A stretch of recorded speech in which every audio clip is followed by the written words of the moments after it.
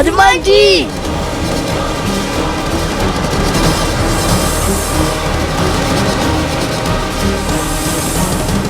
इन्होंने तो हनुमान जी को नागपाश में बांध लिया।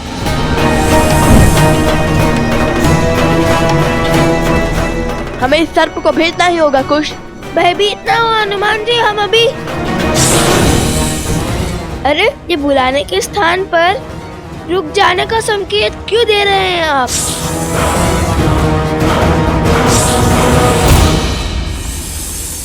विद्यावान गुणी अति चातुर राम काज करिबे को आतुर प्रभु चरित्र सुनबे को रसिया राम लखन सीता मन। एक हाथ में सर्प का मुख और दूसरे में उसकी पूंछ। समझ नहीं आ रहा ये सर्प के बंधन में है कि इनके बंधन में सर्प। जय श्री राम।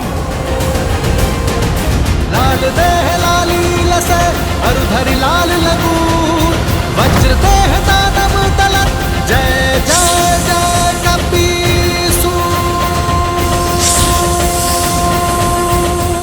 जिन्होंने हमारी इतनी सहायता की, ऐसे महाबली से कैसे कर सकते हैं आप? बजरंग बली हनुमान जय जय महाबली हनुमान। दुष्ट असुर, तुम्हारे पापों का अंत हुआ। बताओ वो अश्वमेघ यज्ञ का अश्व कहां पर है और क्या किया तुमने उसके साथ? उत्तर दो। राजकुमार, उन दोनों ऋषि कुमारों ने हनुमान जी को नागपाश में बांध दिया है। पता नहीं हनुमान जी जैसे महाबली अजय योद्धा कैसे उनके पाश में फंस गए। अवश्य ही वो दोनों ऋषि कुमार असाधारण हैं। देख लिया भैया, वार्तालाप का परिणाम। हनुमान के बल पर संदेह करना मूर्खता है। अवश्य बात कुछ और है। तुम शांत हो जाओ लक्ष्मण, शांत हो जाओ। कैसे शांत हो जाऊं भैया? वो हनुमान जिसे स्वर्ग और नर्क की शक्तियां मिलकर भी नहीं हरा सकती, दो साधारण बालकों ने उन्हें नागपाश में बांध दिया। ये बात आपको साधारण लगती है, छोटी लगती है? अब तो अपने नेत्रों से दया का ये आवरण हटाइए भैया। मैं कब से कह रहा हूं कि वो दोनों साधारण बालक नहीं, कोई मायावी शक्ति है जो अब हमारे लिए संकट का कारण बनती जा रही है। मुझे भय है भैया कि कहीं हम अयोध्या के लिए किसी ऐसे संकट को तो आमंत्रित नहीं कर रहे जिसका कोई समाधान ही संभव ना हो। लक्ष्मण, तो तुम्हें लगता है कि मन में क्रोध और हाथ में ये अस्त्र रखने से समाधान मिल जाएगा? और आपको अब भी ये भ्रम है कि वार्तालाप से समाधान जन्म ले लेगा। नहीं भैया नहीं, हमें इस समय वो करने की आवश्यकता है जो सबसे आवश्यक है करना। गुप्तचर, हमें हनुमान के पास ले चलो।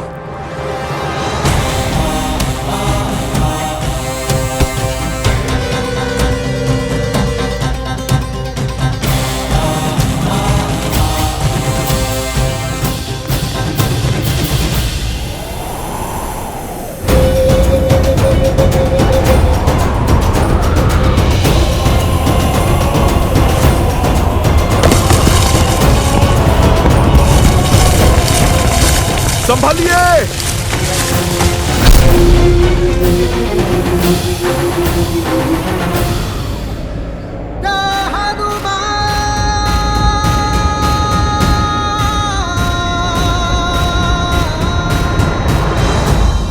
आप दोनों ठीक तो है ना? हाँ। नहीं, आपके उपकारों के भार तले दबे हैं हम। क्या आवश्यकता थी फिर से हमारी सहायता करने की? इतना उपकार कर हमारे वास्ते बचना चाहते हैं आप?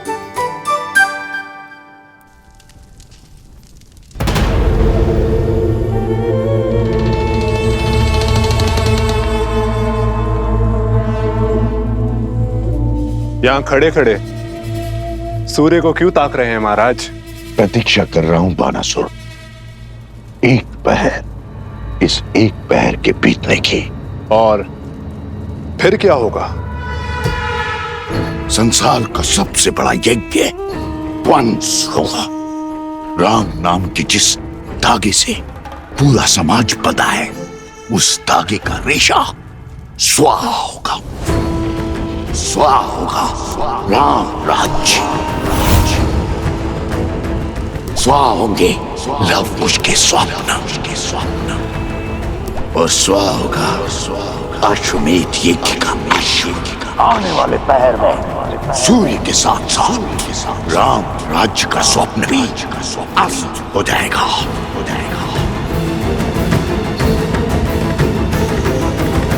क्या हुआ?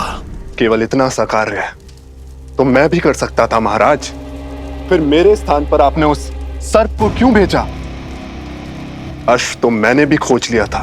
तुम तो अश्व तक पहुंच भी नहीं पाए थे, मार्ग में ही धराशायी हो गए थे। और वो सर्प मेरा परम सेवक है, मेरे लिए हंसते हंसते अपने प्राण तक निछावर कर सकता है। अब समय व्यर्थ करने का क्या तुक? हम उस अश्व को मार क्यों नहीं देते? राम ने क्या रावण को इतनी सरलता से मारा था? दिन प्रतिदिन तड़पाया था उस राम ने मेरे भ्राता को, उसके पुत्र को, समस्त राक्षस कुल को, और मेरे पुत्र को भी। मैं भी उसकी वही अवस्था करूंगा। एक और ये पैर समाप्त होते ही वो अश्व मरेगा, और दूसरी ओर मेरा मायावी सर्प हनुमान को ले लेगा, और दोष बनेगा लव कुश के सिर। और जब अपराध इतना घोर होगा, तब राम को भी विवश होकर अपने ही हाथों से अपने पुत्रों को मृत्यु के घाट उतारना होगा। प्रहार ऐसा हो कि मारने वाला भी रोए, और प्रहार सहने वाला भी।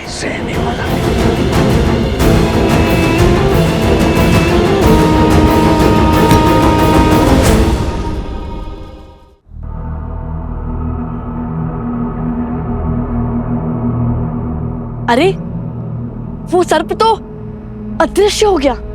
अत्यंत मायावी लगता है। माया और मायावी का अंत अवश्य होगा।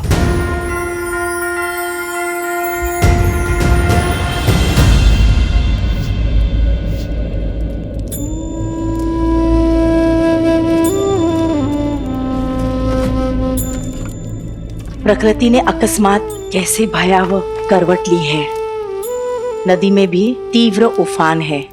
अच्छा हुआ जलाने के लिए हमारे पास लकड़ियां हैं।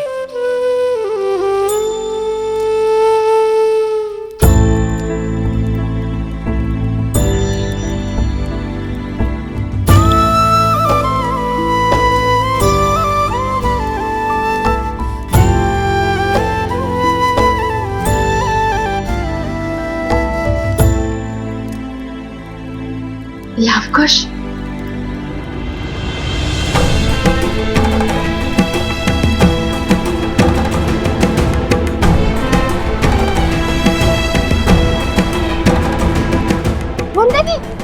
देवी तो यही आ रही है। लवकुश के बारे में पूछा तो क्या कहेंगे हम?